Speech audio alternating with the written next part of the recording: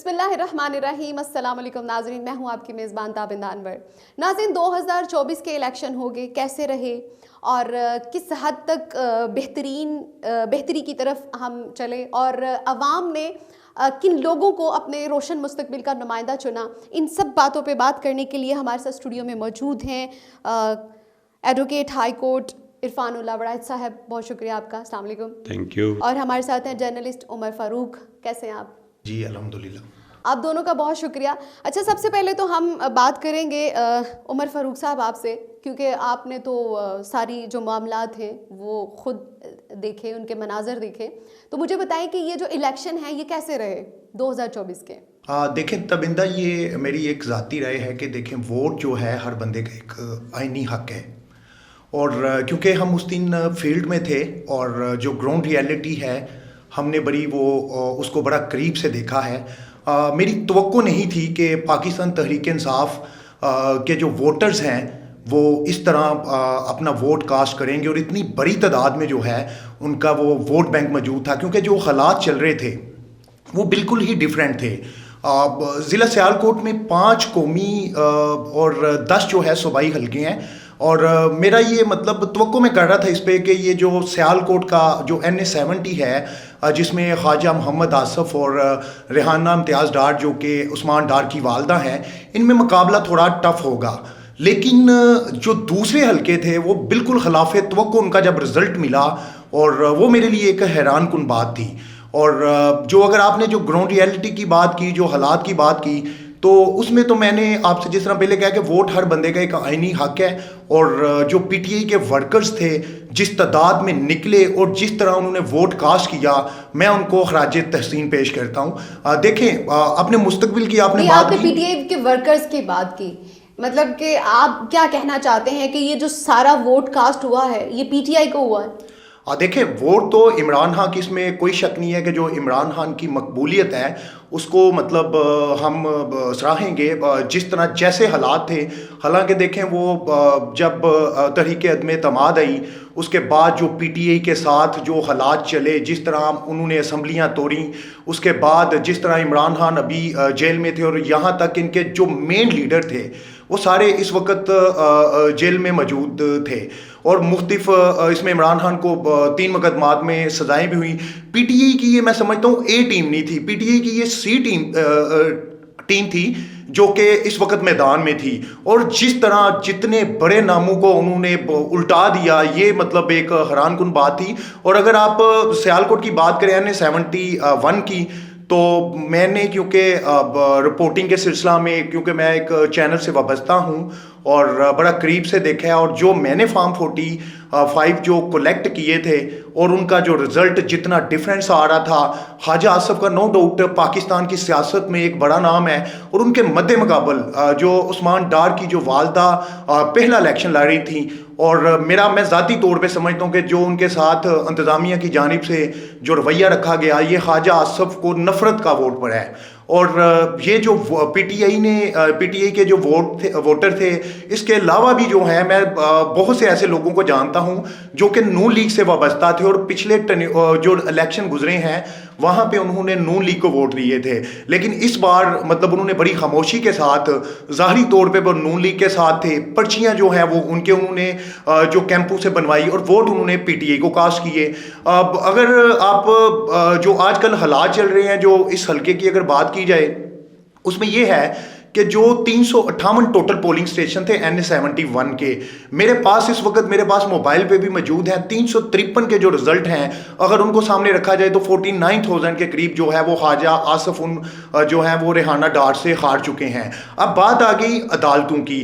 RO ने जब वो अपना N47 जो फॉर्म है वो जारी किया तो उसमें तकरीबन कोई 18,000 प्लस से जो है वो ख्वाजा आसफ़ जो जीत गए। अब देखें 45 और 47 दोनों फार्म में एक बड़ा मतजाद मतलब सामने आ चुका है, और जिसके बाद जो है वो ख्वाजा आसफ़ की जानिब से मतलब जो है वो कहा गया कि मतलब मैं ये इलेक्शन जीत चुका हूँ, और उन्होंने मुस्लिम लीग हाउस में प्रॉपर जो है वो उनके जो कारकुनान थे वहाँ पे उनको मुबारकबाद भी दी गई। दूसरी जानिब अगर आप देखें रेहाना इम्तियाज़ डार और उस्मान डार जो हैं, जो जिन्होंने हाल ही में सियासत को हैरबाद कहा था और एक निजी प्रोग्राम में उन्होंने बहुत सारे इल्ज़ामात भी लगाए, लेकिन उनकी दोबारा मैं समझता हूँ कि उन्होंने सियासत में एंट्री की है और उन्होंने कहा है कि मैंने सियासत छोड़ी है, वालदा को नहीं छोड़ा। जिस तरीके से, जिस मुनज़्ज़म अंदाज से वो अपनी वालदा का केस लड़ रहे हैं, अगर अदालतें इस पे फैसला करें तो मैं ज़ाती तौर पे समझता हूँ 45 आर्म की जो है वो अहमियत है, क्योंकि मेरे साथ, आपके साथ इस प्रोग्राम में वराइसा भी बैठे हुए हैं, वो दोनों का कानूनी तौर पे वो बताएंगे कि वो 45 और 47 में क्या डिफरेंस है। लेकिन जो मेरी अकल और सोच है उसके मुताबिक मैं समझता हूँ 45 जो फार्म है वो एक मतलब समझ लें कि कोई भी बिल्डिंग जब बनती है उस पे एक पिलर्स और जो मतलब स्ट्रक्चर है उसका किरदार अदा करता है, और 47 जो है उसके ऊपर लेंटर पड़ता है। लेकिन 45 जो फार्म है, अगर वो ये ओरिजिनल हैं तो ज़ाती तौर पे मैं समझता हूँ कि ख्वाजा आसिफ को जितनी बड़ी शिकस्त हुई है, जिस तरह वो मतलब एक नई बिल्कुल कह लें कि कैंडिडेट थी, उन्होंने जिस तरह इनको हराया है वो इबरतनाक शिकस्त है उनके लिए। बहुत खूब। अच्छा वड़ा साहब, इन्होंने एक लफ्ज़ इस्तेमाल किया मकबूलियत का। मैं ये आपसे जानना चाहती हूँ कि आपके नज़रिए के मुताबिक ये मकबूलियत का वोट था या कबूलियत का वोट था? जी तबिंदा, नहीं, मैं ये समझता हूँ कि ये इमरान खान की मकबूलियत का वोट है। इसमें कबूलियत वाली बात जो है वो कबूलियत तो किसी और के पास है।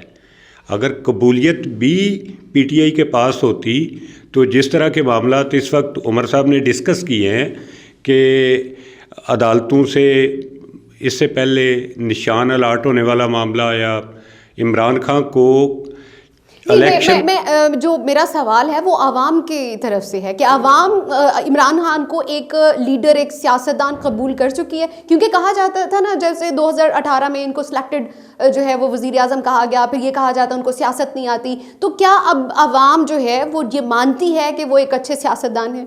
नहीं, मैं बिल्कुल आपकी बात से एग्री हूँ कि इमरान खान, आप देखें कि 1996 में उसने तहरीक इंसाफ की बुनियाद रखी, उसके बाद स्ट्रगल, मैं देखें आप 26 साल की उसकी या 28 साल की स्ट्रगल बनती है, इतनी लंबी स्ट्रगल। आप अगर देखें 97 का इलेक्शन इमरान खान ने कंटेस्ट किया, पूरे पाकिस्तान से पीटीआई को कोई एक भी सीट ना मिली इमरान खान समेत। तो उस वक्त इमरान खान को इल्ज़ाम दिया जाता था कि ये टांगा पार्टी है। नो डाउट कि उस वक्त टांगा पार्टी थी कि उसके पास इतने कोई लीडर भी नहीं थे। सियालकोट जिन लोगों को टिकट दिए गए, वो जेन्युइन बात है कि वो बड़े सी और डी वाली जो बात अगर की जाए DF कैटेगरी के थे, लेकिन उसने अपनी स्ट्रगल जारी रखी। 2002 के इलेक्शन में जब परवेज़ मुशर्रफ के दौर में हुए तो एक सीट इमरान खान को, अपनी सीट वो जीतने का मौका मिला, वो असम्बली में गया और रिपोर्टेडली जो बातें मीडिया में आईं या सामने आईं उसमें इमरान खान को परवेज़ मुशर्रफ की तरफ से प्राइम मिनिस्टर बनने की ऑफ़र भी हुई थी, लेकिन इमरान खान ने परवेज़ मुशर्रफ की ये ऑफ़र एक्सेप्ट नहीं की। तो आगे 2008 वाला इलेक्शन आ गया। 2008 के इलेक्शन में ये मैं बड़ी एक इंटरेस्टिंग बात बताने लगा हूँ डेमोक्रेटिक माइंड की। इमरान खान में सारी खामियाँ होंगी, लेकिन डेमोक्रेटिक स्ट्रगल असल बात है कि जब आप जमहूरियत पसंद होते हैं, जमहूरियत के लिए काम करते हैं, तो वर्कर आपको एक्सेप्ट करते हैं। 2008 में एक अलायंस बना जिसने फैसला किया कि ये परवेज़ मुशर्रफ के ख़िलाफ़ हमने इलेक्शन का बाइकआउट करना है। उसमें उस अलायंस के सरबराह मियां नवाज शरीफ साहब थे, जमात इस्लामी उसमें शामिल थी, इमरान खान, और एक तो छोटी जमात थी। तो हैरान कौन बात बताने लगा हूँ कि इन जमातों ने आगे मियां साहब की ड्यूटी लगाई कि आप बेनज़ीर भुट्टो से रब्ता करें और उसको भी बाइकाट पे माइल करें, राज़ी करें। मियां साहब उस अलायंस के, बाइकाट वाले अलायंस के सरबराह होते हुए बेनज़ीर भुट्टो के पास गए और बेनज़ीर भुट्टो को कायल करने के लिए गए और उसके घर के बाहर खड़े होकर प्रेस कॉन्फ्रेंस करके खुद इलेक्शन में शमूलियत का ऐलान कर आए। ये 2008। तो इमरान खान ने अपने बाइकाट वाला जो फ़ैसला किया था उसी पे कायम रहे और 2008 के इलेक्शन में हिस्सा नहीं लिया। उनकी जमात 2013 में आए, 2013 में भी कंसिडरेबल सीट्स उनके पास थीं। जितनी इस वक्त ये बड़े बड़े सियासतदान लेके तो विक्ट्री स्पीच कर रहे हैं और छलांगे लगा रहे हैं, इतनी सीट 2013 में भी उसने ले ली। आगे 2013 में जब असम्बली में बैठे, उसको पब्लिक के साथ मामलात किए, कुछ सीखा, उसके बाद 2018 के इलेक्शन में जिस तरीके से मकबूलियत वाली बात पब्लिक की तरफ से एक्सेप्टेंस मिली, असल बात होती है एक्सेप्टेंस की। उसमें भी मैं ज़ाती तौर पे समझता हूँ कि 2013 की बात की जाए तो उस वक्त भी पेंटी पंक्चर वाला एक बड़ा इशू उठा था और सही मानों में पाकिस्तान तहरीक इंसाफ उस वक्त एक जमात बन के सामने आई है। और 2018 में जब कह लें कि 2013 में 4 हलके जिनमें इमरान खान ने खोलने का जिक्र किया था, उसमें जो NA 71 जो इस वक्त है, उस वक्त जो मेरा ख्याल है 112 था, NA 112 था, और ये हलका भी उस वक्त शामिल था। और 2013 के बाद क्योंकि इससे पहले तो ख्वाजा साहब के मद्दे मुकाबल तो कोई भी ऐसा उम्मीदवार मेरे ख्याल में नहीं था जो कि कंटिन्यू इलेक्शन लड़ता। 2013 के बाद 2013 में जब उस्मान डार ने इलेक्शन लड़ा और फिर 2018 में, और इसके बाद अभी जब चंद अरसा पहले जब उस्मान डार ने सियासत से अलहदगी इख्तियार कर ली, तो इनकी वालदा जब इलेक्शन में आई तो मेरी तो ये बिल्कुल तवक्को नहीं थी, उम्मीद थी कि नेक टू नेक होगा, लेकिन ये था कि ये सीट हार जाएंगे, चंद एक मतलब 2-4-5 हज़ार वोट का डिफरेंस होएगा और पीटी वोट मतलब जो है वो इलेक्शन यहाँ से भी लूज़ कर लेगी। लेकिन जो अगर 45 आर्म को देखें जो अभी तक हमारे पास हैं, उसमें जितनी ख्वाजा साहब को ये लीड पड़ चुकी है, मेरा नहीं ख्याल, मैं पहले भी कह चुका हूँ, और ये उनके लिए मतलब ये उनको इस चीज़ पे गौर करना चाहिए कि ये उनके साथ क्या हुआ। देखें, ये जो मुस्लिम लीग नून है, ज़िला सियालकोट नहीं बल्कि गुजरांवाला डिवीजन की बात करें तो यहाँ ये घर समझा जाता था, लेकिन इस बार गुजरांवाला में अगर देख लें तो 4 नेशनल असम्बली की सीटें जो हैं वो आज़ाद उम्मीदवार कोई बैंगन पे, कोई कुर्सी पे, कोई चिमटे पे मतलब अपनी सीटें ले गया है। और सियालकोट में भी देखें वो कैंडिडेट मतलब मैं जिन पे तवक्को नहीं कर सकता था, मतलब उन्होंने इस कदर वोट लिए, हैरान कुन है। मतलब ये मुस्लिम लीग नून के लिए सोचने, अगर वो इस चीज़ को सोचें कि बेसिक ये वजह क्यों बनी, शायद मतलब मेरा जो मैंने अपने तौर पे सोचा है, समझा है, मेरा इसमें यही है कि जो मेरी अक्ल के मुताबिक कि यहाँ पे जो है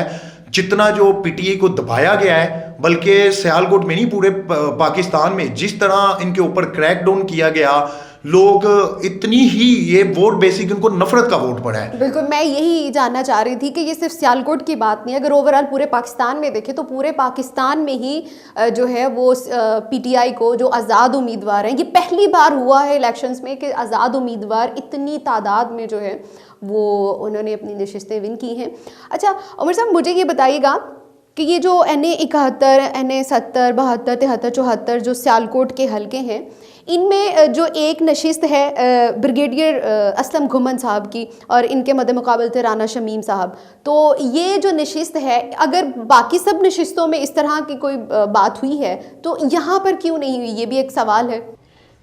ये जो राना शमीम अहमद खान है, ये बेसिक 1985 से ये मुख्तलिफ दौर में जो है ये सूबाई असम्बली और कौमी असम्बली से जो है वो मुंतखब उम्मीदवार मुंतखब होते रहे हैं। और यहाँ पे मैं आपसे ये गुजारिश कर रहा था कि एक इंटरनेशनल ऑर्गेनाइजेशन थी, किसी रेफरेंस से मैं भी कह लें कि उनका जो सर्वे हुआ, उन्होंने मुख्तलिफ ज़िला उनके जो हल्का में सर्वे किया और उसमें उनके मुताबिक जो रिपोर्ट आई वो मैंने खुद पढ़ी, बल्कि मेरे पास उसके डॉक्यूमेंट्स में मौजूद हैं। ज़िला सियालकोट में सबसे जो मजबूत सीट समझी जा रही थी मुस्लिम लीग नून की, वो NA 74 थी। लेकिन ये जिस वक्त NA 74 का रिजल्ट आया और जितने वोटों से वो हारे, वो मेरे लिए मतलब नाकाबिले यकीन था। मैं उस चीज़ से खुद बड़ा शॉक्ड हुआ था और मैं तवक्को नहीं कर सकता था। ये आप 2024 के इलेक्शन की बात कर रहे हैं? जी, मैं इस इलेक्शन की बात कर रहा हूँ और मैं इस चीज़ पे यकीन ही नहीं कर सकता था कि मुझे मतलब तवक्को ही नहीं थी कि क्योंकि मेरा वो हल्का भी है। नहीं, तवक्को तो ख्वाजा आसिफ से भी नहीं थी ना। नहीं, ख्वाजा आसिफ देखें, ख्वाजा आसिफ साहब का जो था, मैंने आपसे पहले भी जिक्र किया है, मुझे इधर था कि टफ मुकाबला होगा, लेकिन ये नहीं पता था कि 50,000 के करीब जो है इनके एंटी वोट मतलब ये पड़ेगा फॉर्म 45 के मुताबिक। अब देखिए क्योंकि केस वो अदालत में गया और अदालत ने आगे इलेक्शन कमीशन को रिकमेंड किया, और थोड़ी देर पहले हमें ये भी पता चला कि मतलब वो वहाँ पे 4 जो हैं वो कौमी असम्बली के, जिसमें ख्वाजा आसफ हैं, अली जाहिद हैं, नौशीन इफ्तिखार और मगान सुबहानी हैं, इनका वो इलेक्शन कमीशन ने नोटिफिकेशन जारी कर दिया है। आगे देखिए उमर साहब नहीं, इसमें थोड़ा सा ना जो नोटिफिकेशन वाली बात है ये आपकी ठीक है, लेकिन इसमें थोड़ा सा लीगल प्रॉब्लम है कि ये डायरेक्ट हाई कोर्ट में जाके रिट फाइल की गई थी, तो हाई कोर्ट ने वो रिट जो है वो खारिज इस टेक्निकल बुनियाद पे खारिज की है कि आप इलेक्शन कमीशन से रजू करें।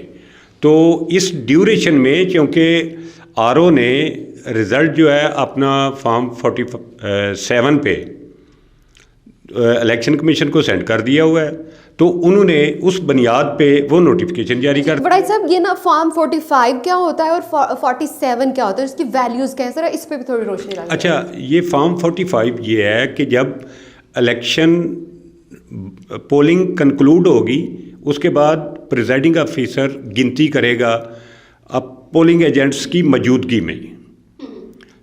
काउंटिंग करने के बाद सबसे पहले जो वैलिड वोट हैं, टोटल वोट जो डाले गए हैं वो लिखे जाएंगे, उसके बाद जो वैलिड वोट हैं वो लिखे जाएंगे।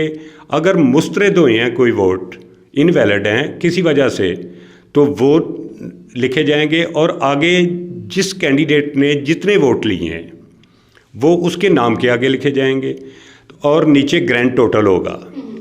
तो हर उम्मीदवार ने जितने जितने वोट लिए होंगे उसके नाम के नीचे लिख के प्रिजाइडिंग ऑफिसर नीचे अपना नाम, स्टैम्प और सिग्नेचर और अंगूठा लगाएगा, और उसकी लेफ़्ट साइड पे जो पोलिंग एजेंट्स हैं उनके कॉलम बने हुए हैं हर कैंडिडेट के नाम के आगे, तो वो पोलिंग एजेंट्स अपने दस्तखत, नाम और अंगूठा लगाएंगे।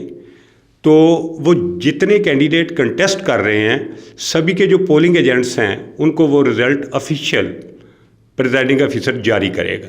ये फॉर्म 45 पे है। अच्छा, ये ऑफिशियल कापी वो अपने रिकॉर्ड में रखेगा और उसको सेंड करेगा रिटर्निंग अफसर को।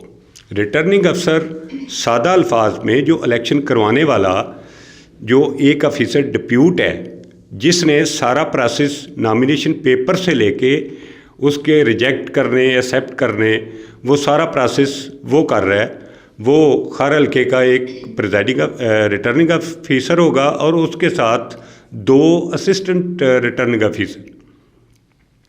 तो वो जब वो 45 उसको सेंड हो जाएगा, वसूल हो जाएगा, तो तमाम पोलिंग स्टेशन के 45 को जमा करके एक रिज़ल्ट तैयार किया जाएगा। वो करेगा रिटर्निंग ऑफिसर, वो फॉर्म 47 होगा। उस पे कि सारे पोलिंग स्टेशन का रिज़ल्ट कलेक्ट करके जमा करके उस पे लिखा जाएगा और वो सेंड किया जाएगा इलेक्शन कमीशन को। इलेक्शन कमीशन उस बुनियाद पे गज़ट नोटिफिकेशन करेगा कैंडिडेट का कि ये रिटर्न कैंडिडेट है, ये जीता हुआ है, और सारे कैंडिडेट्स के वोट्स वाला जो है ना उसमें आके 47 की बुनियाद पे, ये जैसे उमर साहब पहले कह रहे थे, ये बिल्कुल ऐसे ही है कि 45 दीवारें हैं, 47 उसका छत है, और नोटिफिकेशन उसको कंक्रीट करने वाली बात तो है। ये छत के बिना तो ये दीवारों के बगैर अगर 45, इस पे सुप्रीम कोर्ट का एक बड़ा वाज़िया फैसला मौजूद है कि कोई भी रिज़ल्ट जो है वो 45 की बुनियाद पे किया जाएगा। अगर उसके ये है कि अगर मतजाद हो जाता है ना 47 में और 45 में अगर कोई फ़र्क आ जाता है तो वो 45 फॉर्म जो है वो कंसीडर किया जाएगा। 47 की अगर 45 को आगे कोरैबोरेट नहीं कर रहा, उसकी तईद नहीं कर रहा, उसकी कंटिन्यूएशन नहीं है, तो फिर 47 की कोई हैसियत नहीं। जैसे उमर साहब ने कहा 300 गालिबन कितने फार्म, 353 की बात कर रहे हैं, 353 फार्म की तो बात कर रहे हैं। ये बात की टोटल 358 पोलिंग स्टेशन थे NA 71 तो सात और में से 5 पोलिंग स्टेशन के मेरे पास नहीं फॉर्म नहीं है 353 के, जिसमें समझ लें कि कोई 100 कुछ के करीब तो हमने खुद कलेक्ट किए हैं। बाकी कुछ फार्म नहीं, तो हमने अपने इससे- बात सोर्सेज ये से है, मंगवाए। ये तो उमर साहब चूँकि फील्ड में थे, ग्राउंड पे थे, सारे पोलिंग स्टेशन इन्होंने चेक किए हैं, विज़िट किए हैं, तो फार्म जिस तरह वो फरमा रहे हैं कि मैंने खुद कलेक्ट किए हैं, तो इसी तरह अच्छा ये बड़ी हैरानकुन बात है। अब ये एक पाकिस्तान वैसे ना बड़ी एक दिलचस्प, हर मामले में बड़ी दिलचस्प गेम होती है। अब कानूनी जंग जो है, जिस तरीके से अदालतों में अखाड़ा, जंग तो और तरह की चीज़ होती है, अखाड़ा कहते हैं जो कबड्डी वाला नहीं होता, जिधर कबड्डी खेलते हैं या कुश्ती करते हैं, तो वो उसको अखाड़ा कहते हैं। ये अखाड़े वाली बात अदालतों में लीगल से ज़्यादा टेक्निकल बुनियाद पे, ये जैसे होता है कि कुश्ती कर रहे हैं तो एक ने पाँव पकड़ लिया है, पाँव पकड़ के ऐसे कर लिया है, वो अगर अच्छा पहलवान भी है तो वो दाव दूसरे का लग गया है तो वो शिकस्त, उसको शिकस्त हो जाएगी। ये अब अखाड़े वाली बात है।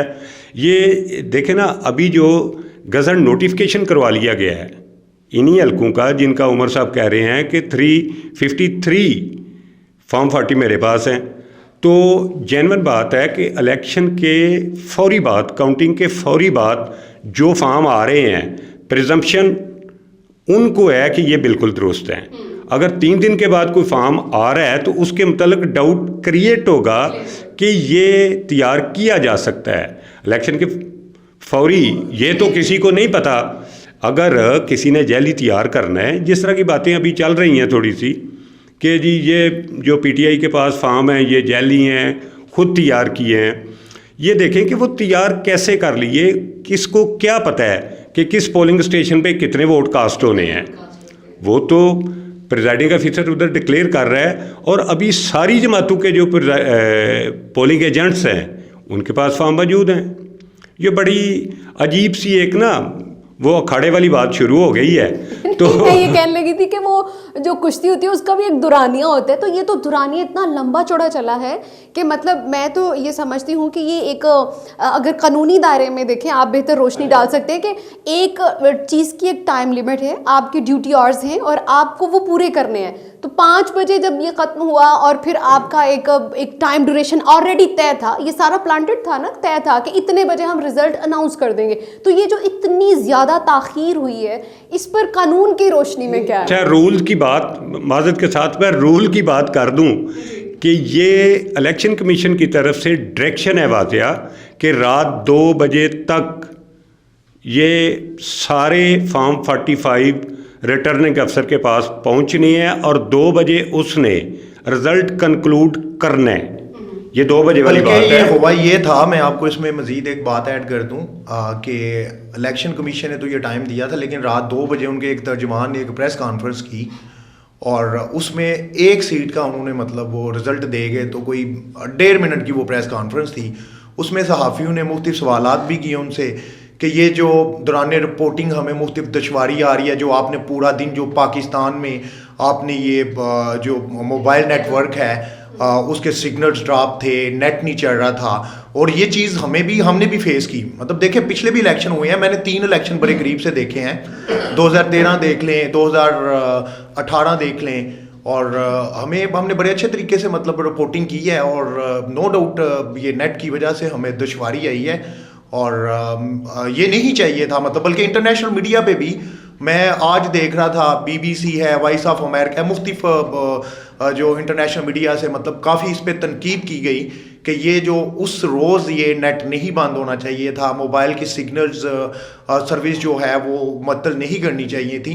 और इन्हीं मतलब ये जो हम सियालकोट को भी डिस्कस कर रहे हैं, सियालकोट समेत दीगर मुख्तलिफ पाकिस्तान के मुख्तलिफ हल्के हैं जहाँ पे इंटरनेशनल मीडिया पे आवाज़ उठाई जा रही है, और बल्कि मुख्तलिफ ममालिक ने कहा है कि ये जो क्योंकि मैंडेट क्योंकि इमरान खान का बनता है, तो वो कह रहे हैं कि जो मेरिट बनता है उसके मुताबिक जो हुकूमत मेरिट पे आती है हम उसको सपोर्ट करेंगे। अच्छा उमर साहब, मज़े की बात, मुझे एक बात याद आ रही थी उमर साहब की बात सुन के। वो इससे पहले ये बात थी कि मोहब्बत और जंग में सब कुछ जायज़ है, लेकिन अब इस बात को भी तब्दील करके मोहब्बत, जंग और इलेक्शन में सब कुछ जायज़ है। पाकिस्तान में तो ये वाले हालात बनते जा रहे हैं। इससे पहले भी इलेक्शन में रिगिंग होती थी। अच्छा, मज़े की एक बात बता दूं 2 साल पहले की बात है, NA-75, उस वक्त जो गालबन इस वक्त NA-73 है, डस्का वाला हल्का जिससे वो मैडम नौशीन इलेक्शन कंटेस्ट करती हैं, इधर एक बाई इलेक्शन हुआ था। मैडम नौशीन के वालिद इफ्तिखारुल हसन, उनको उर्फ़ आम में ज़ाहिर शाह कहते थे, ज़ाहिर शाह जब फौत हुए तो ज़िमनी इलेक्शन हुआ। उस ज़िमनी इलेक्शन में रात को सिर्फ 20 पोलिंग स्टेशन के रिज़ल्ट इन टाइम नहीं पहुंच सके आरओ के पास। तो उस पे इस लेवल का मुल्क में तूफ़ान उठा कि 20 हल्कों में मैडम नौशीन ने रिक्वेस्ट दी कि इन 20 हल्कों के इलेक्शन रिज़ल्ट को मैं तस्लीम नहीं करती, इस पर दोबारा इलेक्शन करवाया जाए। तो इलेक्शन कमीशन ने उससे भी आगे जाके 20 हल्कों की बजाय पूरे हल्के में 20 पोलिंग स्टेशन की बजाय पूरे हल्के में इलेक्शन करवाया, दोबारा इलेक्शन करवाया। और उस इलेक्शन में ड्यूटी देने वाले डिस्ट्रिक्ट रिटर्निंग अफसर जो उस वक्त डिप्टी कमिश्नर सियालकोट क्या नाम था उनका, ज़ीशान जावेद लाशारी साहब, एसी थे आसिफ, इस तरह पुलिस वाले जिन जिन की ड्यूटी उस हल्के में थी, सभी पे इस वक्त भी केसेस, क्रिमिनल केसेस इस्तगासा जात चल रहे हैं। तो उस वक्त से लेके अब तक केस चल रहे हैं। नेग्लिजेंस क्या थी या एलिगेशन क्या था कि ये 20 पोलिंग स्टेशन का रिज़ल्ट इन टाइम नहीं पहुंचा। इन टाइम वो रात को 3 बजे या 4 बजे पहुंचा है, तो पॉसिबल है उसमें क्या हुआ, कैसे हुआ, वो तो अब कोर्ट में है, इंक्वायरी का प्रोसेस है, वो क्या होता है, कैसे होता है। तो ये सिर्फ 3 बजे पहुंचने पे पूरे हल्के का रिज़ल्ट सेटिसाइड कर दिया गया। और इस वक्त तो मेरा ख्याल 3 दिन कम अज़ कम लगे हैं आरओ साहब को रिज़ल्ट कंपाइल करने में। तो ये बड़ी अजीब सी एक बात है जिस तरीके से ये खेल शुरू किया गया है। तो होता ये है कि डेमोक्रेसी में पब्लिक का मैंडेट जो है, पब्लिक की ओपिनियन, वो मुकद्दम होती है। वो जिसकी फेवर में राय दे दें उसने सुल्तान बनना है। तो बात ये है कि पीटीआई बुरी है, अच्छी है, वो अलहदा बात है। आपने जैसे उमर साहब फरमा रहे थे कि पहले तो उनके हाथ पांव बांध के उनको इलेक्शन में फेंका है, निशान उनके पास नहीं है, इंतज़ामिया की तरफ से कंपेन वो नहीं कर सकते। सारी चीज़ों के बावजूद तोता, फाख्ता, बैंगन, चिमटा, पेशावरी चप्पल, ये इस तरह के निशान लेके उम्मीदवार ग्राउंड में आए हैं। और आफरीन है पब्लिक की, जिस पब्लिक को हम कहते हैं कि इनको शऊर नहीं या इनको नहीं। अच्छा, खैरान को बात बता दूं, सियालकोट से इसी हल्के से उमर फारूक मायर एक शख्स है जो पीटीआई का बेसिक वर्कर, बड़ा अच्छा, इमरान खान ज़ाती तौर पे उसको बड़ा लाइक करता है। तो उसने इस वक्त रियाना डार के ख़िलाफ़ बतौर MNA इलेक्शन कंटेस्ट किया है और 1000 वोट पूरा नहीं कर सका पूरी कंपेन के बावजूद। आप ये देख लें, जो ये हलाक साबिक MP रहे हैं पाकिस्तान तहरीक इंसाफ से, वो भी आज़ाद हैसियत से उन्होंने भी ये इलेक्शन लड़ा है।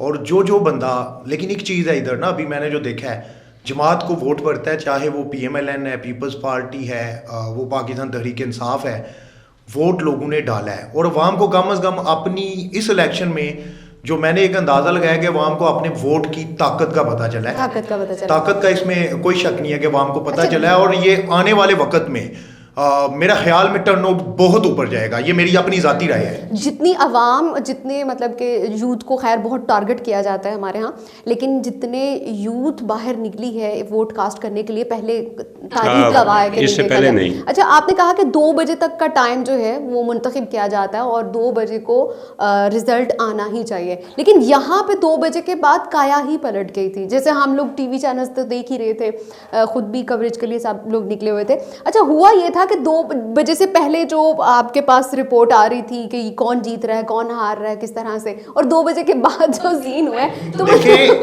3 बजे तक मेरे इस मोबाइल में ना 3 से 3:30 बजे तक जो मेरे पास फॉर्म इकट्ठे हुए थे वो 353 पोलिंग स्टेशन थे, मतलब 3 से 4 लगा लें, 3.5 लगा लें, यही टाइम होएगा। उस वक्त तक ये थे, और जब ये डिफरेंस 49,000 का आ चुका था तो उसमें बड़ा क्लियर है कि अगर आप 5 पोलिंग स्टेशन है वहाँ पे 5,000 वोट मतलब निकल आएगा, एक बात कर रहा हूँ, या 6,000 10,000 निकल आएगा, ये तो कंफर्म है कि 50,000 वोट नहीं निकल सकता किसी भी सूरत में। उसमें ये बात वाज़ेह हो चुकी थी कि पाकिस्तान तहरीक इंसाफ की NA-70 में जो रेहाना डार है वो सीट ले चुके हैं, लेकिन ये 5 पोलिंग स्टेशन का जब रिजल्ट रुका और वो आज तक हमें भी मसूल नहीं हुआ। RO की जानिब से जब अगले दिन जो ही 9 फरवरी की सुबह हुई और सूरज गरूब होने का टाइम हुआ और ये मुस्लिम लीग नून की कामयाबी के आसार जो हैं वो फैलना शुरू हो चुके थे, और 3 से 3:30 बजे दिन के वक़्त हमें RO की जानिब से मतलब अपने सोर्स से हमें पता चलता है कि RO ने 47 फार्म जो है वो साइन कर दिया है, जिसमें ख्वाजा आसिफ जो है वो फातेह करार पाए हैं।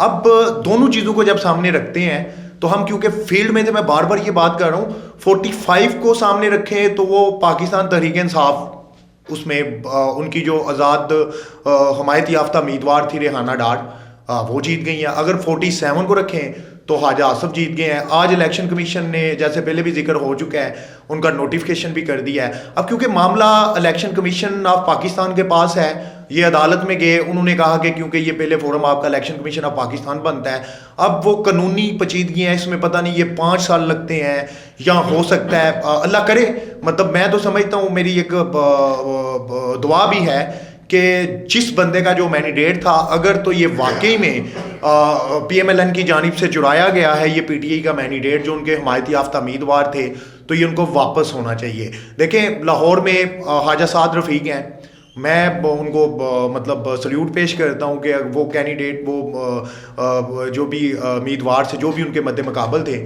उनसे हारे, और उन्होंने फराह दिली का मुजाहरा करते हुए अपनी हार को तस्लीम किया है। नहीं उमर साहब, ये बताएं, ख्वाजा साद रफ़ीक भी मुस्लिम लीग नून के कैंडिडेट हैं, बाकी भी मुस्लिम लीग नून के कैंडिडेट हैं, और इनमें फ़र्क क्या है?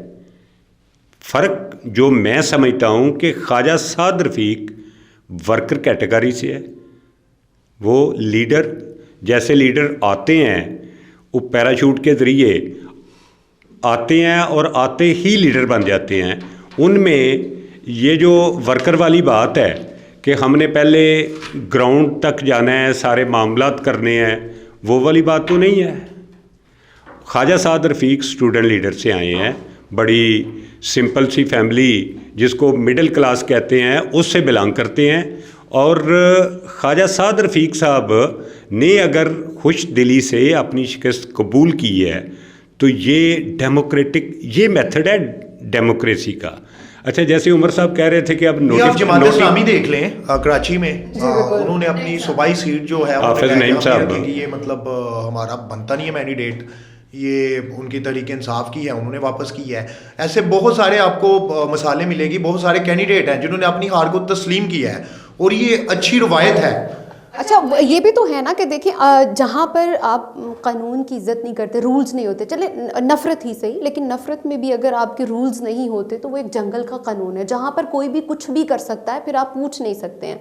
और अच्छा, वो एक वक्त आता है कि वो चीज़ फिर अपनी हैसियत खो देती है ना, आप उसको डिस्कस भी नहीं करते, वैल्यू खत्म हो जाती है ना एक चीज़ की। अच्छा, जिस तरह हमारी आवाम तो पहले से ही कंफ्यूज थी कि हमारा जो वोट है, जब हम कास्ट करते हैं, नो डाउट के वोट अपनी वैल्यू रखता है, क्या होना है, उससे क्या होना है, उससे क्या होगा, लोगों के दिलों में ऑलरेडी ये वसवसे थे, और फिर वो कहते थे कि क्या हम जिसको वोट कास्ट करते हैं क्या उसी को हमारा वोट पहुंचता भी है या नहीं। लेकिन इस सारी सिचुएशन ने इस चीज़ पर भी जो है अवाम के, जो मैं समझूंगी 14 तबक रोशन करती है। नहीं, अवाम जो है, मेरी ये देख लें, आप सियालकोट में ही एक बड़ा नाम है डॉक्टर फरदौस आशिक अवान। हाँ, मैं उसी तरफ आना चाह रही थी कि NA-70 की तरफ, ये भी बड़ा अच्छा एक ज़बरदस्त कांटेदार मुकाबला था। आप देख लें, डॉक्टर फरदौस आशिक अवान साहिबा यहाँ पे वो कह लें कि मिनिस्टर भी रही हैं, मतलब मुख्तलिफ उन्होंने पीपल्स पार्टी के दौर में भी, काफ लीग के दौर में भी, और पाकिस्तान। अच्छा, कोई पार्टी उन्होंने छोड़ी नहीं है। मसला ये है कि देखिए, लोगों ने जो देख लिया है, जो बंदा पार्टियां छोड़ता है उसकी इज्जत कैसी है। डॉक्टर फरदौस साहबा ने पार्टी छोड़ी, IPP में आए, और जितनी बुरी शिकस्त उनको हुई है मैं तो नहीं कर सकता था। मतलब इतना बड़ा नाम, और मेरा नहीं ख्याल कि मतलब जिस तरह मतलब वो मैं ज़ाती तौर पे समझता था उनका अपने हलके में कोई 50,000 के करीब वोट होगा। लेकिन एक चीज़ है कि इमरान खान मतलब पिछले जो भी ये टाइम तहरीक अदम एतमाद के बाद अगर ये शायद ये ना आती मुख्तलिफ टाइम पे, अगर NA-71 की बात करें पिछले 2018 में, उस वक़्त भी उस्मान डार ने मतलब एक बात की थी कि मैं इलेक्शन जीता हुआ था, जनरल बाजवा ने को ख्वाजा आसफ ने फ़ोन किया, उसके बाद मुझे मेरा इलेक्शन हराया गया। और ये बात उसने बहुत मुतअद्दिद दफ़ा मीडिया पे भी कही, और ये बात बाद में ख्वाजा साहब ने एक प्रेस कॉन्फ्रेंस में उनसे मैंने ये क्वेश्चन भी किया था, और उन्होंने कहा था कि मैंने उनको फॉर्म 45 मैसेज किए थे। एक चीज़ तो ये चीज़ तो तय होगी कि किसी ना किसी बंदे से उनका उस वक़्त रब्ता हुआ था। अगली बात आप आ जाएँ डॉक्टर फरदौस की, जो हम कर रहे थे NA-70 में, यहाँ पे मेरी तवक्को नहीं थी कि मतलब ये हाफिज़ अहमद रज़ा साहब और उनके मद्दे मुकाबल जो थे अरमगान सवानी थे और डॉक्टर फरदौस थी। मैं साथी तौर पे समझता था कि डॉक्टर फरदौस का 50,000 60,000 से ज़्यादा ये वोट लेगी, लेकिन अवाम ने जिस तरह अपना गम और गुस्सा निकाला है, उसकी वजह यह है कि उन्होंने किसी एक पार्टी में रहे नहीं। और मेरा ख्याल है कि अब जिस तरह जहांगीर तरीन ने सियासत छोड़ दी, परवेज खटक ने सियासत छोड़ दी, किसी दिन मैं वैसे कल उनको भी छोड़ देनी चाहिए। उनको भी हो सकता है इनका भी एक ट्वीट आ जाए कि मैं सियासत से दस्तबरदार हो रही हूँ। और नहीं उमर साहब, ये आपका मशवरा उनके लिए नहीं, मेरा मशवरा नहीं, मुझे मैंने अपनी वैसे कहा कि मेरे दिल में आ रहा था। ये ख्वाहिश है, ये ख्वाहिश का इज़हार कर रहे हैं। देखिए मैं किसी सियासतदान को कर रहे हैं, किसी अच्छा, सियासतदान ये तो कर रहे हैं। एक पोलिंग स्टेशन से सिर्फ एक वोट कास्ट हुआ है और एक से एक भी नहीं हुआ। और ये बिल्कुल मैं जीरो समझती हूँ वोट कि इबरतनाक शिकस्त अच्छा ये भी नहीं है। तबिंदा नहीं, मैं इस बात को दूसरे एंगल से लेता हूँ कि पब्लिक में इस तरह का शऊर आ चुका है कि पब्लिक ने जिस तरीके से डिटरमिन होके अपना वोट कास्ट किया है। अच्छा, इस इलेक्शन की उमर साहब ने पता नहीं ये बात ग्राउंड में जाके ऑब्ज़र्व की है कि नहीं की, सबसे जो इंटरेस्टिंग बात है कि आप विज़िट करें, मॉडल टाउन के लोग जो हैं इनके वोट, आज ही एक फैमिली मिली है मुझे, उनके 9 वोट हैं और 9 में से 3 वोट बजवात में चले गए, 3 वोट कोटी लुहारा के पास एक गांव है उधर चले गए, और 3 वोट डॉक्टर फरदौस का जो गांव है उसके साथ एक गांव है, पता नहीं पिंडी मांडला या क्या, उधर चले गए। अच्छा, 9 वोट को 3 जगह पे ट्रांसफ़र किया गया है और आफरीन है उन लोगों पे, उन्होंने तीनों जगह पे जाके वोट कास्ट किया है। आगे मैं अपनी बात बता दूं, मैं बिलोंग करता हूं NA-70 से, मेरा गांव उधर है, मेरा वोट, मेरी फैमिली का सारे वोट उधर हैं। और इस बार रात को 10 बजे मुझे पता चला जब वो 8300 पे मैसेज किया कि मेरा वोट पेरिस रोड पे पॉलीटेक्निकल कॉलेज में ट्रांसफ़र हो गया है। वाहद वोट पूरी फैमिली से मेरा था, जो मैंने कहा जी मुझे तो खुशी हुई कि मैं अर्बन कैटेगरी में आ गया हूँ रूरल से। तो ये देखें कि इस तरीके से जो चीज़ें की गई हैं ये बड़ी हैरानकुन है। काफ़ी वोटर्स के शिकवे भी मिले हैं। हम मुफ्ती पोलिंग स्टेशन पे क्योंकि विज़िट किया था और 3-4 पोलिंग स्टेशन पे ये चीज़ें हमारे भी सामने आई, जहाँ पे लोगों ने ये शिकवा किया है कि हम क्योंकि फ़लाँ जगह से करते हैं और हमने अपना वोट चेंज भी नहीं करवाया, हमारा वोट उधर से इधर मुंतकिल हुआ है। अब ये इस मंतक की मुझे समझ नहीं आई कि ये पता नहीं कौन से जिन्नात थे कि जिन्होंने रातों रात या दिनों में जो है वो वोट उधर। अच्छा उमर साहब, मैं एक सवाल उमर साहब से मैं करना चाह रहा हूँ, क्योंकि ये ग्राउंड पे थे, जो फील्ड में होता है उसका एक्सपीरियंस और होता है, क्योंकि देखने से, सुनने से या खुद महसूस करने से, ऑब्ज़र्व करने से वो थोड़ा फ़र्क होता है। उमर साहब से मैं एक सवाल करना चाहता हूँ कि उमर साहब ये बताएं कि पोलिंग जिधर भी आपने विज़िट किया उधर रश लगा हुआ था। मैं समझता हूँ कि कास्टिंग कोई इतनी ज़्यादा नहीं हुई, कोई 80% नहीं हो गई कि उधर ओवर क्राउडेड हो जाता। ये पोलिंग स्लो थी, स्टाफ कम था या क्या इशू था? नहीं, पोलिंग बड़ी पुरअमन तरीके से हुई है। नहीं, पुरअमन थी, पोलिंग बड़ी पुरअमन तरीके से हुई है, रश था, मतलब इसमें कोई नहीं, स्टाफ भी मतलब ठीक काम कर रहा था। लेकिन बाज़ जो टाइम था तकरीबन 2 से 4 बजे का, उस दौरानिया में हमने महसूस किया है कि काफ़ी स्लो मतलब जो है ये पोलिंग का अमल जो है स्लो किया गया या हुआ, ये अल्लाह बेहतर जानता है। लेकिन वोटर्स जो वोट कास्ट करने आ रहे थे लाइनों में थे। एक इसमें सबसे जो अहम चीज़ है, मैंने क्योंकि 2-3 जो ख़वातीन के पोलिंग स्टेशन थे वहाँ पे विज़िट किया, वहाँ पे मैंने देखा कि जो नौजवान बच्चियाँ थीं अपनी दादी अम्मी को, नानी अम्मी को, अपनी वालदा को लेके साथ आ रहे थे और उनको मतलब वो बार बार चीज़ें, आप पता नहीं, मुझे नहीं पता कि मैंने को मतलब करीब तो था नहीं उनके, लेकिन वो बता रहे थे कि ग्रीन पे आपने फ़लाँ जगह पे लगाना है, मतलब स्टैंप लगानी है, या मतलब वाइट पेपर पे आपने फ़लाँ जगह पे, क्योंकि अब जो तहरीक इंसाफ को जिन चीज़ों का सामना था उसमें यह था कि उनके उम्मीदवार आज़ाद थे और उनके जो सबाई मतलब जो बैलेट पेपर था उस पर भी वही निशान था। मिसाल के तौर पे अगर मैं NA-70 की बात करूं, 71 की, तो यहाँ पे जो रेहाना इम्तियाज़ डार थे जो तहरीक इंसाफ की हिमायत याफ्ता थी, इनका वैसे तो बेबी कार्ड था और जब आप सूबाई में जाते हैं तो पता नहीं इन्होंने वहाँ से विड्रा किए हैं अपने डॉक्यूमेंट्स नहीं, ये इस चीज़ का मुझे नहीं इल्म, लेकिन वहाँ पे भी इनका नाम था और आगे इसके ड्रिल मशीन थी। सारी सब्जियाँ, उसके बाद पूरा फर्नीचर, पूरा जहेज का सामान, सारा बैलेट पेपर पे सब्जियां, विटामिन, पूरा पूरा पूरा तो जाता है। देखें जी, ये जितने भी आज़ाद उम्मीदवार हैं इनको क्रेडिट जाता है कि वोट चाहे इसमें इमरान खान का है, मैं ज़ाती तौर पे लीडर्स का इनके समझूंगा, क्योंकि इसमें ऐसी भी मैंने जिस तरह पहले कहा था कि इनकी सी टीम थी तहरीक इंसाफ की, यहाँ पे कोई भी ऐसा कैंडिडेट ज़िला में नहीं था कि जो मतलब मेरा नहीं ख्याल कि उस्मान डार देखे आउट हुआ, ये रेहाना डार सी कैटेगरी में सारा इलेक्शन मैं ज़्यादा से ज़्यादा देख ले कि ब्रिगेडियर असलम गुमन वो चलें फर्स्ट कैटेगरी का, पिछली बार भी उन्होंने कंटेस्ट किया है, और उसके बाद अली असद मल्ली उसने भी कंटेस्ट किया था, हाफिज़ अहमद रज़ा आज़ाद कश्मीर की पॉलिटिक्स में मौजूद हैं, लेकिन पाकिस्तान की पॉलिटिक्स में पहली बार आने का इत्फाक हुआ है। आगे पसरूर के हल्का से अमजद बाजवा, पिछली बार उन्होंने MPA के लिए कंटेस्ट किया था, इस बार MNA के लिए आए हैं। तो हैरान कुन बात है कि जिस तरीके से पब्लिक में एक जज्बा था, शऊर था, और उन्होंने ईरान बैलेट पेपर को देख के हमारे जैसा बंदा जिसने कम से कम 10-12 इलेक्शन सारे किए हैं, पढ़ा है, सुना है, सब कुछ किया है, वो बैलेट पेपर सामने रख के कंफ्यूज हो जाता था कि ये नाम इधर भी है, इधर भी है और निशान किसका है। लेकिन टोटल लेमैन, ओल्ड लेडीज़ जिनकी नज़र भी सही तरीके से काम नहीं करती, उन्होंने गलती नहीं की। ये बात है कि आप शौर की तरफ चल पड़े हैं कि जिस तरीके से हमारी पब्लिक ने इस इलेक्शन को सीरियस लिया है, ये मैं बड़ी पॉजिटिव बात समझता हूँ। वो भी एक कन्फ्यूजनल सिचुएशन थी, जैसा कि मैंने पहले भी कहा था कि लोगों को इस चीज़ का यकीन ही नहीं था कि जो जहाँ पे हम वोट कास्ट करती हैं, जिस शख्सियत को हम अपने फ्यूचर के लिए मुंतखब करते हैं। अच्छा, इसमें यह हुआ कि सर्वे के मुताबिक वोट रेशो इतनी नज़र नहीं आती थी कि इतनी ज़्यादा आवाम जो है वो बाहर निकलेगी, अपना जो हक है उसे इस्तेमाल करेगी।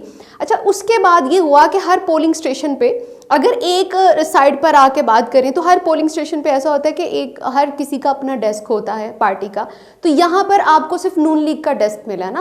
अब वो अगर नहीं, एक मिनट, अगर उनके मुताबिक देखा जाए, क्योंकि एक टोकन मिलता है पहले, अगर टोकन के मुताबिक देखा जाए तो वो तो ठीक कह रहे हैं। इससे पहले ना जो इलेक्शन होते थे, यहाँ पे हुआ ये टोकन के मुताबिक वो ठीक कह रहे हैं, लेकिन जब अंदर अवाम का शऊर तो एक बात है, लेकिन अवाम भी सियासत सीख चुकी है, मैं तो ये कहूँगी। हाँ, बोला कोई नहीं, हाँ, बोला कोई नहीं, पर्ची जाके जो भी बूथ उधर था उधर से ली है और जाके अपनी मर्जी के मुताबिक स्टैंप की है। इस इलेक्शन की जो खूबसूरती मैं समझता हूँ कि वो जो इन्फ्लुएंस वाली बात होती थी कि एक चौधरी ने सारे गांव को आगे लगा लेना है, अपनी बरादरी को आगे लगा लेना है, इस इलेक्शन में सच्ची बात है बड़े ऐसे देखे हैं। मतलब अभी जो है ये घर तकसीम हो चुके हैं। अगर बाप जो है वोट PMLN को दे रहा है, आगे उनके बच्चे या बेटियां जो हैं वो आगे इमरान खान को दे रही हैं। बेसिक ये वोट एक घर में ही वोट की तकसीम हो चुकी है। डेमोक्रेसी, इसी को डेमोक्रेसी कहते हैं कि हर बंदा अपने माइंड के मुताबिक कास्ट करे, तो इंशाल्लाह ये अच्छे तरीके से। अच्छा, ये तो हो गई सारी ये बात। एक मुझे ना बात याद आ रही थी, मैडम नशीन के वालिद साहब का चूँकि ज़िक्र किया है, 88 में उन्होंने इफ्तिखारुल हसन ज़ारे शाह साहब ने एजाज़ अहमद चीमा, एक तहसील नाज़म भी रहे हैं बाद में, उनका और उनका कंटेस्ट हुआ MNA के लिए। एजाज चीमा पीपल्स पार्टी के टिकट पे थे, ये मुस्लिम लीग एन के टिकट पे थे, और इनका रिज़ल्ट, MNA का रिज़ल्ट सिर्फ 60 वोट पे फैसला हुआ। उसमें पता नहीं क्या हुआ या नहीं हुआ, वो अलग बात है। तो मामला चला गया ट्रिब्यूनल में, नोटिफाई हो गया, नोटिफाई होने के बाद ट्रिब्यूनल में चला गया, वो कंटेस्ट चलता रहा। तो तकरीबन 2 साल या 1.5 साल के बाद उधर से फ़ैसला हुआ, एजाज चीमा को विनिंग कैटेगरी दे दी गई। तो वो हलफ उठाने के लिए लाहौर से फ़्लाइट पे जा रहे हैं इस्लामाबाद, और ज़ारे शाह उसी फ़्लाइट पे हाई कोर्ट के ऑर्डर के ख़िलाफ़ जो सुप्रीम कोर्ट पिटीशन दायर होनी थी उस पर सिग्नेचर करने के लिए जा रहे हैं। एक फ़्लाइट में गए, पिटीशन तैयार थी, दाखिल हुई, और नीचे वाला फ़ैसला जो है वो स्टे हो गया, वो हलफ ना हो सका, और बाद में असम्बली डिज़ाल्व हो गई, लेकिन फ़ैसला नहीं हुआ उसका। ये हमारे अदालती सिस्टम की या प्रोसीजर की जो प्रॉब्लम्स है ना, ये उससे फ़ायदा उठाया जाता है। तो आप क्या समझते हैं भाई साहब इसमें कि ये अभी जो इलेक्शन कमीशन ने नोटिफाई भी कर दिया है, तो ये जो इलेक्शन कमीशन की जानिब से ये क्या 5 साल अभी ऐसे ही रहेगा या इस पर कोई फैसला? अच्छा, बात ये है कि जब बात मैंने की थी अखाड़े वाली, ये जो अखाड़े वाली बात है, मैं तो वो कर रहा हूँ कि ये अच्छा, अखाड़े से बात याद आई कि अखाड़े में जबकि सारी सिचुएशन सबके सामने, अच्छा ये बात हो ना कि 2-3 लोगों के दरमियान में आप कवर कर लेंगे, पूरी कौम के सामने एक बात वाज़ह है, और फिर अखाड़े में जिसको पता हो कि मैं अभी शिकस्त का शिकार हो चुका हूँ, वो उठ के विक्ट्री स्पीच कर दे, ये एक अखलाकी तौर पे भी बुरा है। लेकिन इस पे जो उनका एक जो पार्टी है उसको कितना नुकसान है, उनका जो अगला फ्यूचर है सियासत में वो कितना ख़तरनाक है। हाँ, ये बड़ी अच्छी बात आपने पॉइंट आउट की है कि जिस तरीके से पब्लिक को शऊर आ रहा है और इन चीज़ों को पब्लिक नोट कर रही है, और फ्यूचर के लिए इन्हीं चीज़ों को बेस बना के कि पार्टी लाइन सेट होनी है। भाई इमरान खान को आप देखें कि इमरान खान अपनी गवर्नमेंट में 11 ज़िमनी इलेक्शन होते हैं जिनमें से 10 लूज़ कर जाता है, अपनी छोड़ी हुई सीटें, अपनी गवर्नमेंट, अपनी सीटें, और वो कोई डेथ हुई, कोई ऐसे हुआ, कोई डबल थी, तो सारी लूज़ कर रहा है। तो जब वो अपोजिशन में आता है तो 22 सीटें वो जो फ्लोर क्रॉसिंग वाली थी या 20 थी, 20 में से 16 सीट्स जीते हुए उम्मीदवारों के अगेंस्ट उसके उम्मीदवार जीत जाते हैं। इसकी क्या वजह है? पब्लिक सोचना शुरू कर दे कि कौन क्या कर रहा है। जब कंपैरिजन करती है पब्लिक तो उसके बाद यही रिज़ल्ट आते हैं जो इस बार आए हैं।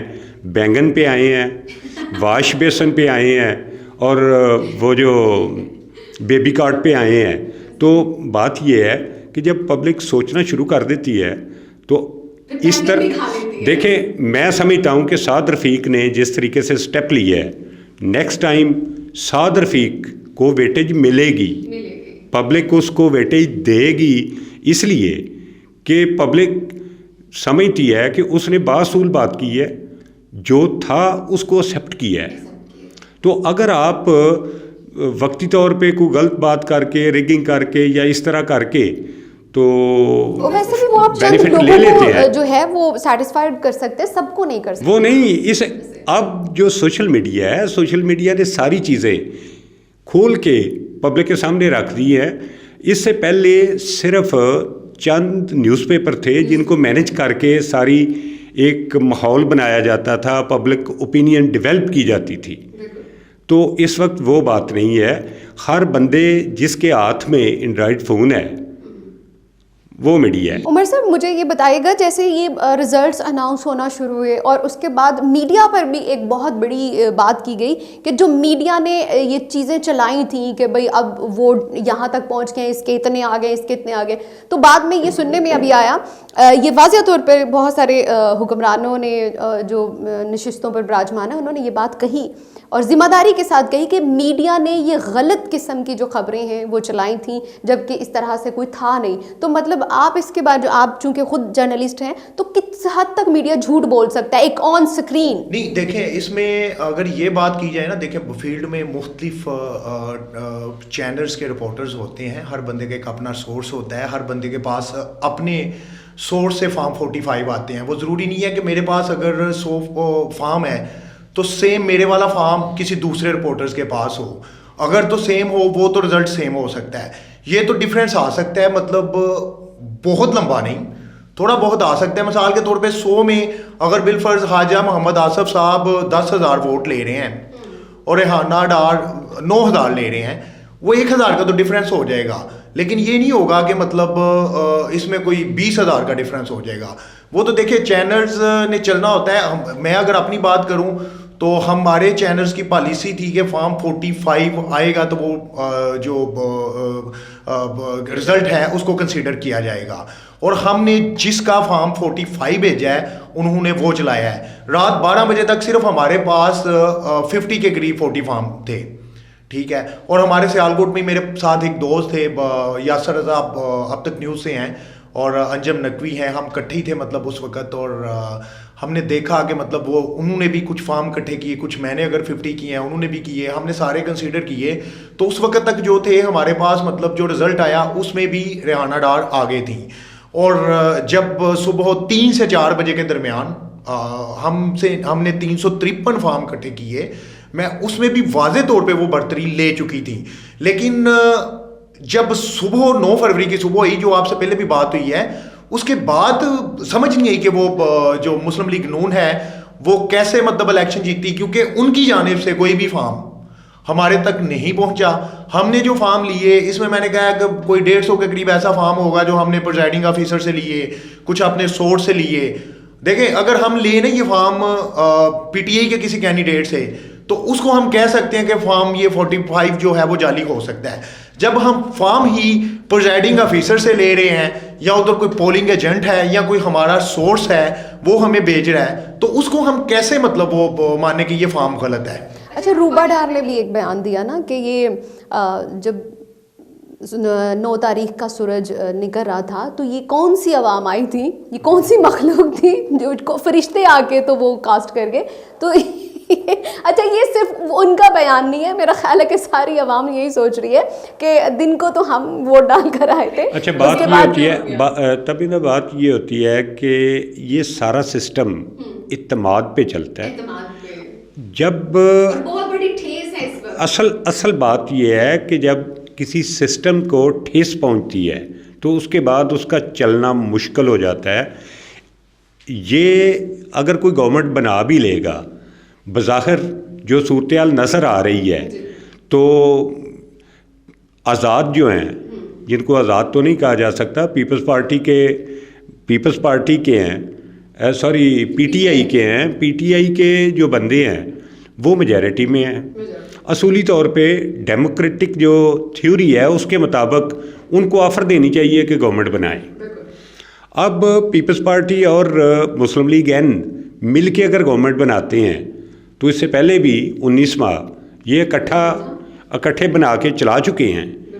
तो बात यह है कि ये सिलसिला वो जो कहते हैं ये कंपनी चलती हुई नज़र नहीं आती। और अगर ऐसा होता कि बड़ी खन्ना पेशानी के साथ इनको वेलकम किया जाता, तो ये सोचा जा सकता था कि तमाम तर जो पार्टीज़ हैं वो अपने मुल्क का सोचती हैं, अपने स्टेट की खुशहाली के लिए इक़दाम उठाएंगी। लेकिन अभी तो ये अगर सोचती है हमारी आवाम या हम में से कोई सोचता है कि ये सिर्फ ज़ाती मुफादात की जंग है, तो कोई वजह नहीं है ये बात दुरुस्त है। अच्छा, ये जो मेरा आप दोनों से सवाल है कि ये जो हमारे इलेक्शन 2024 के रहे, ये बड़े पुरअमन रहे, सारे इदारों ने अपना काम बहुत ही ईमानदारी के साथ, बड़े तरीके के साथ किया। 8 तारीख को 8 तारीख को रात 5 बजे तक। लेकिन सवाल मैं आपसे ये पूछना चाह रही हूँ कि अभी आप कौन सी पार्टी को इक़्तिदार में देखते हैं? अच्छा, इस वक्त जो बज़ाहिर नज़र आ रहा है वो तो मुस्लिम लीग एन जो है वो फेडरल गवर्नमेंट बनाएगी या बनाने जा रही है, पीपल्स पार्टी उसको सपोर्ट करेगी।